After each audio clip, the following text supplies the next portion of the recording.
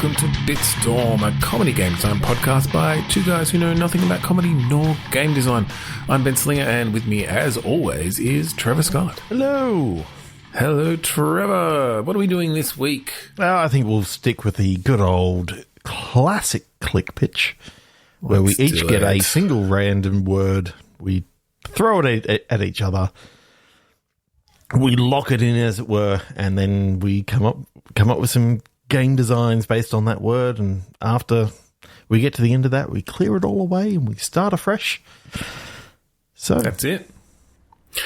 So let's do it. 3, 2, 1, click. 3, 2, 1, click. Burst. Bushel.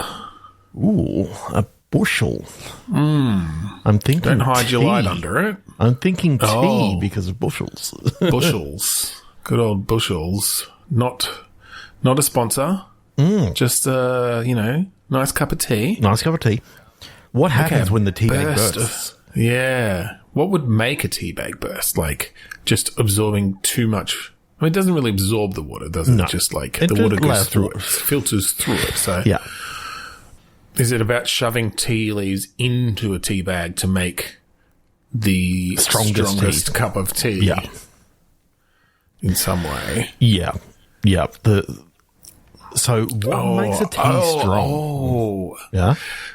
Oh, I just felt like this. You know how you see those videos come up of like how things are made, and it's all the factories that are all kitted out to do just like the precise movements and stuff. Yeah. And obviously that goes along with automation games like Satisfactory and that sort of thing, but they tend to be on a much larger scale. Automating a teabag factory. Yeah. And with part of that being different types of tea. You've got different types of tea and how much is put into the bag. But then you also have to build out like the stapling machine and the thing that puts the dippers on, or the little tag, the string. Like you've got the string. Yeah. You know, like how is it packed into the little paper thing? And then you add another. You add another tea bag or tea flavor, and that could fuck up your entire factory.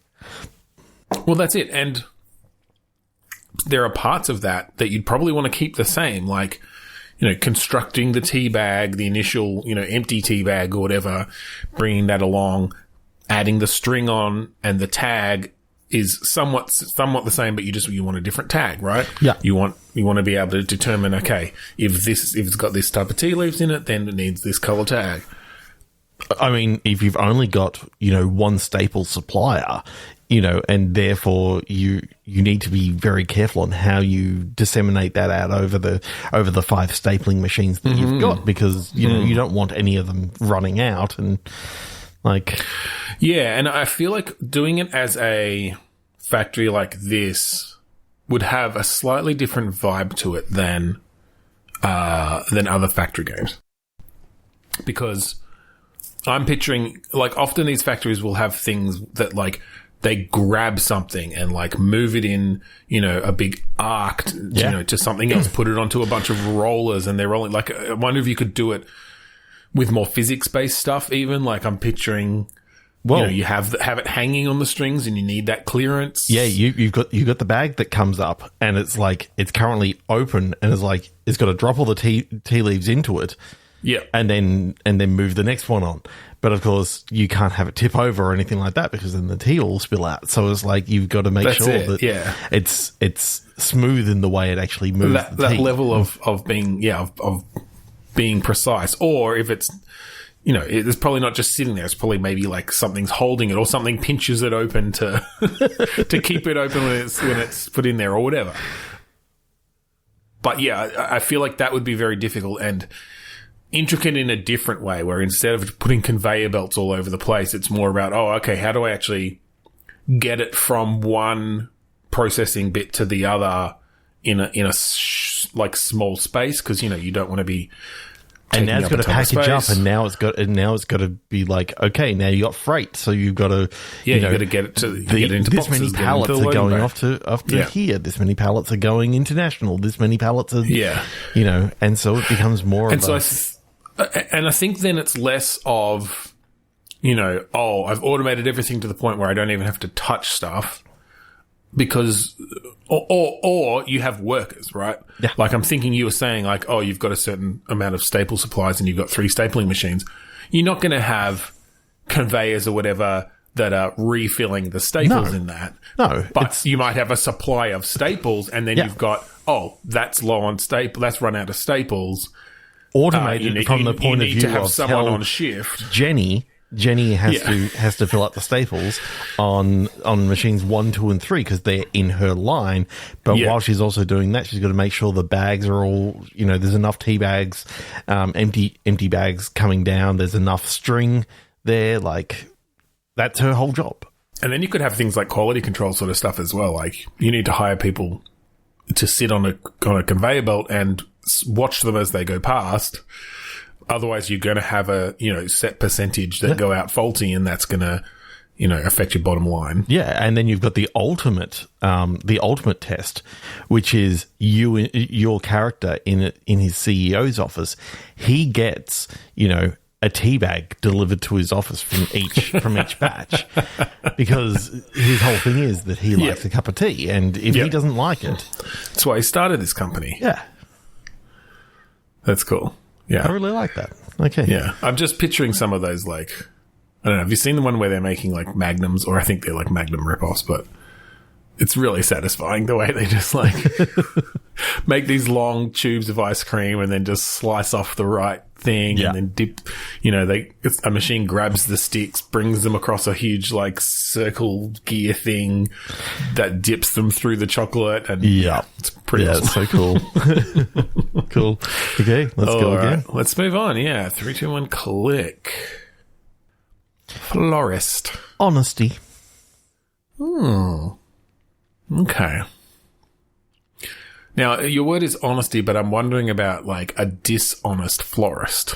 What does that look like? What would a florist need to lie? Is it about, like, where they got their flowers, or is it making more bouquets that you've just got a few expensive, nice flowers on the outside and the inside is all junk, or like hiding it weeds in there?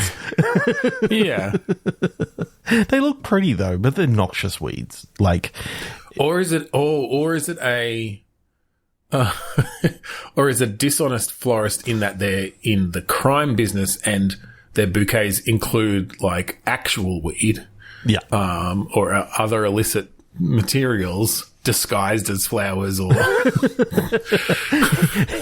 LSD in the tape. You get a dozen roses and you realize that one of them is literally just fake and made out of packed weed. Like, you actually just light up the rose and... Coloured and everything, yeah. I mean, it could be around... Could even be like a nice little kind of cozy puzzle-ish game of creating something that looks like a flower out of other items. Like almost a bit of a, someone asks and says, hey, do you have a flower that's like this? And you have to look around and find the bits and construct it in some way. Construction paper and origami and... yeah, maybe. Or even just... You've got a guide and it's the general shape, but you need like, something round and red in the middle and something that looks kind of like petals that are blue. And I don't know, maybe they're like, it's like toy cars that you found or something. And it's a ball in the middle. You've made it from toys or you've made it from food or you've literally just, cut the petals out of paper, stuck them onto like this, I don't know, Lego head and painted the Lego head red and it's like, yep, there's your flower. Yeah. It's on a pipe cleaner. Look, it's close to what they asked for.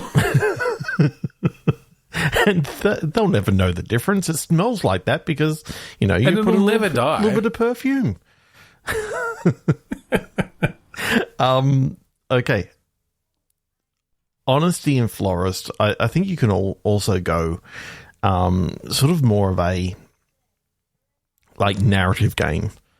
Okay. Sort of talking, sort of a point and click adventure. Your main character is a florist and they've met someone and it's all about, maybe this relationship and how it all sort of fits together. Sort of a meet cute over flowers or something like that. Just to sort of, start it off quite nicely at like the flower festival or something like that. Yeah, okay. Maybe your character meets a florist and you're initially trying to like impress them by knowing stuff about flowers, and so you've got to like answer questions about different types of flowers and things. The thing is, but the moral of it comes from, it's better to be honest than fake an interest. And the other thing is, just like the old Sierra games, this is actually, all just information that we've got in the game manual. So yeah, it doesn't matter whether it's right. You just need to be honest and have bought the game from us. Because if you've... So it's not even about being honest in the game. It's meta honest. It's meta honest. Actually purchased that you've the game. given us money, and we've now, It's actually really interesting how much that would just not work these days. Mm. In the age of just PDFs that you can now send in the age half of a second over the internet. I can very quickly take a color photo and send that over the internet, and these things that used to have to photocopy, and therefore and then they put like good old SimCity with its photocopy proof paper because of the low contrast or whatever it was. Yeah. Although that wouldn't get past a lot of accessibility stuff these days either. Like, oh no, for sure. So good Yeah. old days of adventure games. They'll never come back. So the honesty just comes down to you get asked some questions at the beginning of this game, and Leisure Suit Larry, and that determines how rude the game is going to actually be. How raunchy it gets. How nude are the flowers. Okay. 3 to 1 click. Linchpin. Inefficiency. Okay. I wonder... So linchpin, I mean, generally you think of that in some sort of physical way, but it's often also used to talk about, like, maybe in a group of people, or someone that's holding a group of friends together or something. Like, they're the linchpin of the wonder group. if this could be... I wonder if this could be some sort of, like, simulation or a game about communicating amongst a group of friends. Like maybe even like focused around a group chat or something. Yeah. Oh, what if it's the linchpin who is missing?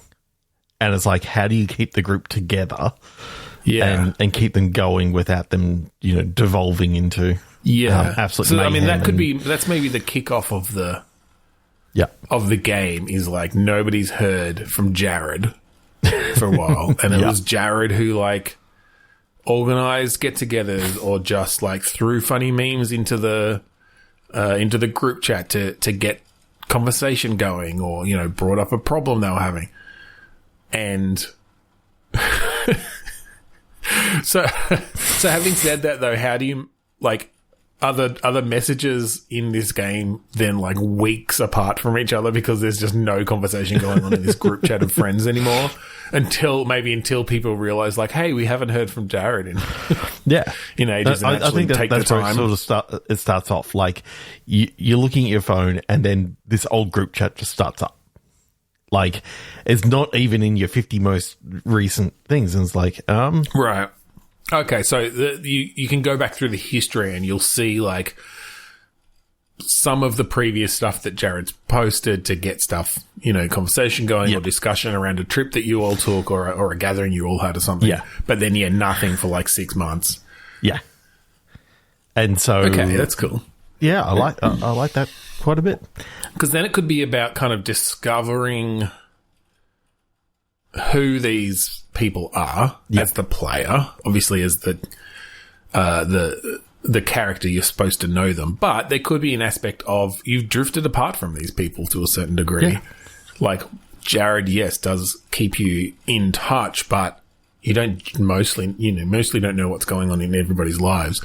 And so maybe across the course of the game, in sort of this search for Jared now, you start to discover and have side conversations with people in private messages and really get to know this group again. And then we can have some really like strong character stuff going on there. And yeah. And I mean, we can even go down into like a murder mystery or something like that, you know, when we find out that someone from this group has actually taken, you know, Jared out. Or maybe, although I feel like it could work well as in a sort of Gone Home sort of way where it's like, oh, there's a bunch of tension that, yeah, like someone, you know, had a falling out with him and it looks really bad for them. And people are now talking like, oh shit, like, did you hear what he said? You know, he threatened to kill him and now he hasn't been, no one's heard from him for the last 3 weeks. Like, what's going on? Did Kevin do something to Jared? But I think, I think I like the more. We know that Kevin would. I mean, yeah. I mean, Kevin's been a thorn in all our sides for a long time. There's that video, like of him, you know, beating up that guy. So we know that he's capable of violence. And it's a worry. It's a worry. Yeah, really is. But it was always Jared who, you know, kind of helped bring him down and calm him down. I mean, Jared's the one who got the knife off him. And maybe this time he got the knife off him in the wrong way. Yeah. But I think I like that, and I like everyone's convinced. But that in that same way, spoiler, I've gone home, that it's actually more of a like wholesome ending, I suppose. Yeah. There was another word that I was trying to think of. But like more like a sort of a bittersweet or just a... I mean, you know, he just needed to get away for a little bit. You know, there was some bad news that he received, so he went non-contact for a couple of weeks while he got his head back into I think gear. You find out that that he's been having all this shit going down, and like he's the one who usually asks everyone else how things are going. And you sort of realize across the course of this, like, oh, when was the last time anyone actually asked Jared how things are in their life? Yeah, that's cool. And I think having it play out mostly like one of those, I mean, there's got to be a name for it. Every time we talk about it, I don't know, but like, I mean, where it plays out technically on one your of those phone. Walking simulators, but that's the way that Gone Home was sort of there. But it's also I was much more thinking of like an Emily Was Away or something like it plays out in the chat. Yeah. Like in the group chat, basically, in your chat program. Yeah. You're almost just doing it there. And then you just, obviously it's in the pacing and that sort of thing for how, you know, you'll always have chats going on. Yeah, and having side chats with people. Yeah. Oh, that's really cool. And just being able to, you know, one person's sort of giving, you know, this really nice conversation in the group chat, but then in their side chat with you, it's like, oh, I really don't trust Kevin, you know. That's it. I love you can do that sort of thing. Or, you know, and you just wonder, what are other people saying about your character? Yeah. And you got to wonder whether you want to play this as an unreliable narrator sort of thing, that your character maybe knows more than what you know. And like that could be kind of fun to sort of play. And if you start investigating into the phone, it's like you actually see some other things in there that like that could be interesting. That you start to almost suspect your own character. Yeah. That if we wanted to move away from the wholesome ending and go into a darker ending, you could have like the whole thing takes place on your phone. And you're looking through it, and you as the player start to suspect them, and then when you get to the end, the phone moves away from the screen, and like Jared's tied up there in a chair. Yeah. Oh fuck! and had you had the ray tracing setting on, you can see it in the CRT, the reflection, CRT. Yeah. You know, the reflection just off to the side. That little muffled that you've been hearing the whole time that you thought was the radio is actually it's just Jared. Yeah. All right, 3, 2, 1, click. Patching. Erecting. Ooh. Okay. I kind of like some sort of building fixing kind of. Yeah, but I like the idea that this is sort of like maybe a VR game where you're actually cementing or, you know, doing some sort of thing, and as it's so hot in this area, like it can start to crack and all that sort of stuff, and you got to just yeah, I do like that I feel like to take it away from some of those games that are already out there, like House Flipper and that sort of thing. I'm thinking more of a setting? massive tower that you're trying to build. Like you're building a like an installation, and it's Well, maybe we can make it a bit wacky, and like your character's kind of this eccentric architect, trying to build this massive tower. And while yes, there is the aspect of building physically in VR, you've also got kind of characters in the little town around you where you decided to build this thing, who are coming over and questioning you about it and talking to you about it and going, what the hell is this? Like, some of them like it, some of them don't. Yeah. And then maybe you can get materials from them, or you can, make your choices as to how you build this thing up. I mean, just building like this huge tower of Babylon or whatever, Well, and maybe it becomes one of these things of like, oh, I really need to get old Mrs. Lewis on my side, or she's going to, go to the council and get this shut down. So the next level of my tower is going to be like a tanning salon. Yeah. That she can use. Oh, I love that. And so you're almost putting all these different facilities into this tower level by level to make everyone happy and to make it the ultimate destination. But, you could have kind of random procedural stuff around that. Like, it's not the same every single time necessarily. It's like, oh, I've got to meet these people's needs. Yeah. How do I build this? And then maybe you're unlocking technologies and things like the higher you go, you need different materials.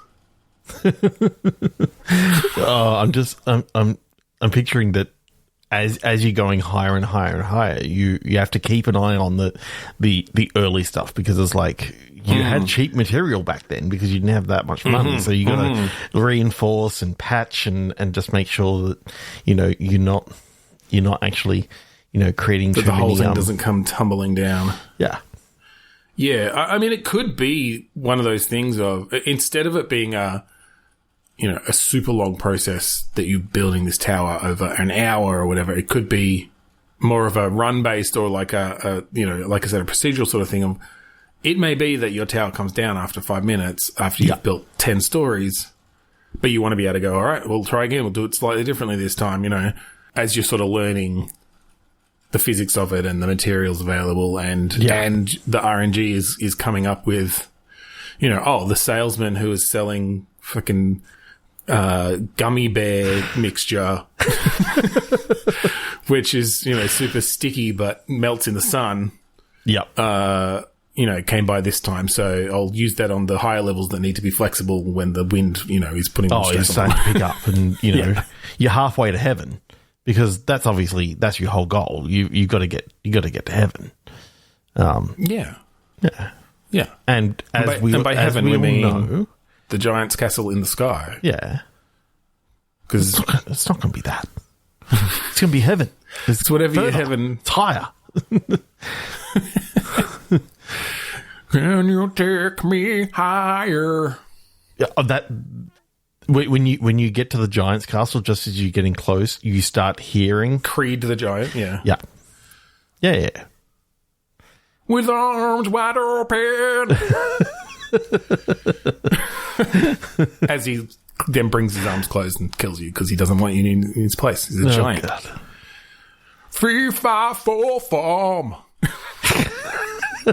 3, 2, 1, click. Oh boy. Disruption. Appendage. What can you disrupt with your appendage? Traffic. I mean, depending on what you do with it. Yeah. I know disruption you can do quite a bit with, like. I think that lends itself to a lot of this type of games. In the like tech bro sense, maybe you're disrupting the industry, a particular industry, by adding, like, selling a newfangled appendage. Yeah, it's a 11th finger, and this one's just an 11th finger. Yeah, one more finger. What's it got built in?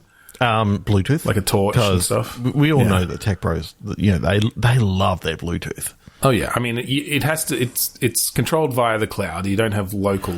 No, I mean, Bluetooth is local, but that's just for configuration. I think it's a light finger, so it's not even really there, but you can actually interact directly with it just by thinking. You can interact with your phone and stuff like that. And it's a finger made of light. That's what you mean. Yeah. Okay. Oh, light finger, kind of like a lightsaber. Yeah. But a finger.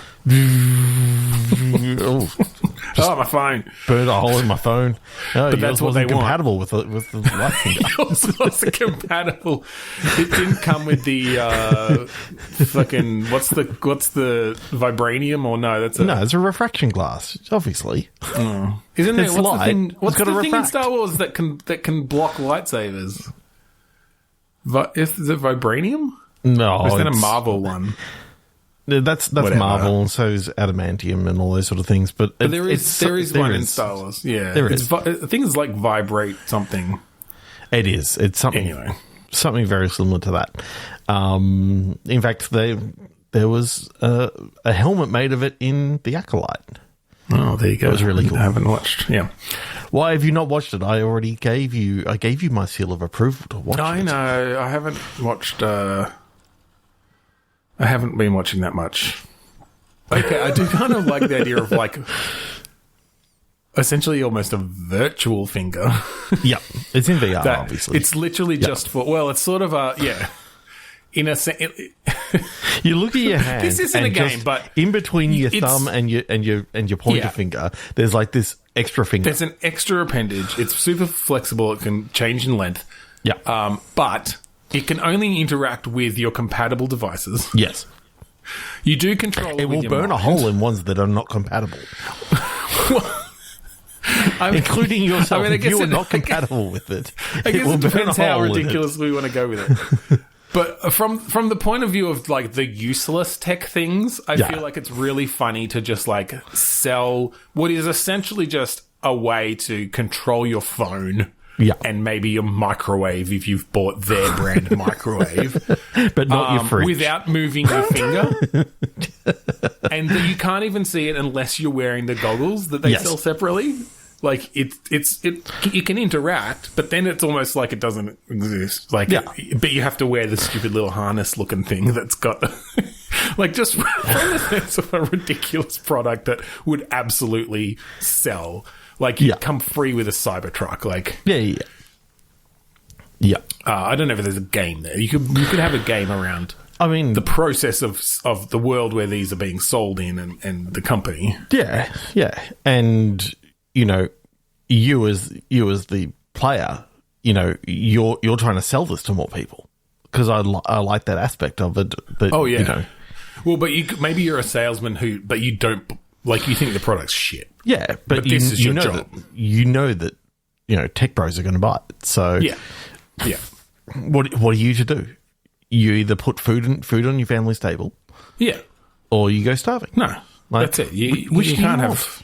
You can't have principles in this dog cost of living crisis and eat it too because you don't have enough money because you haven't been selling these damn who can afford cake? Exactly.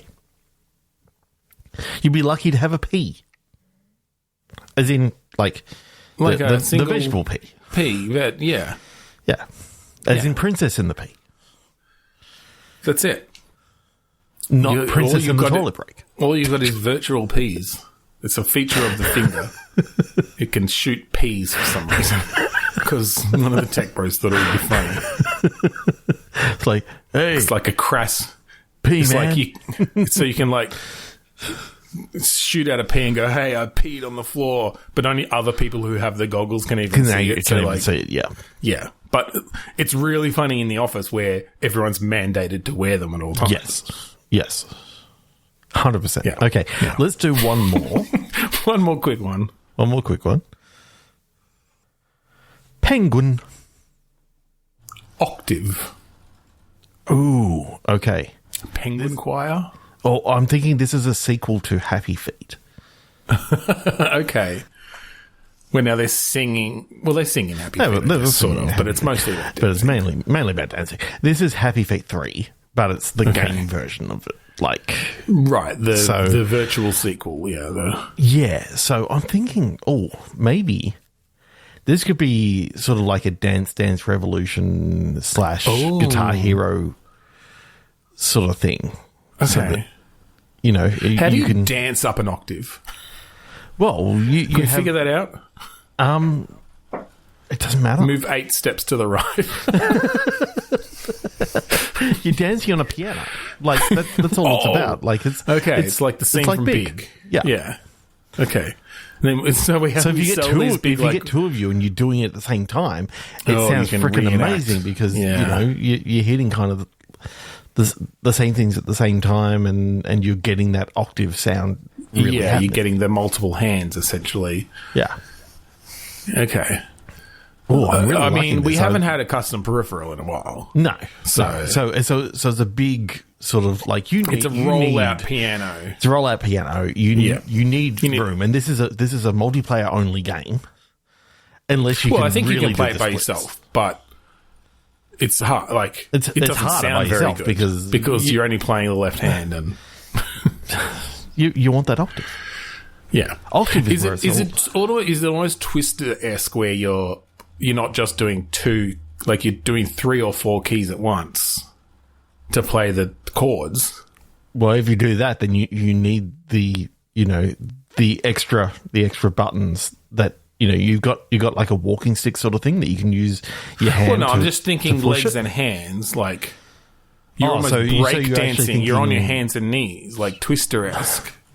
Okay, yeah. So to hit this just major chord.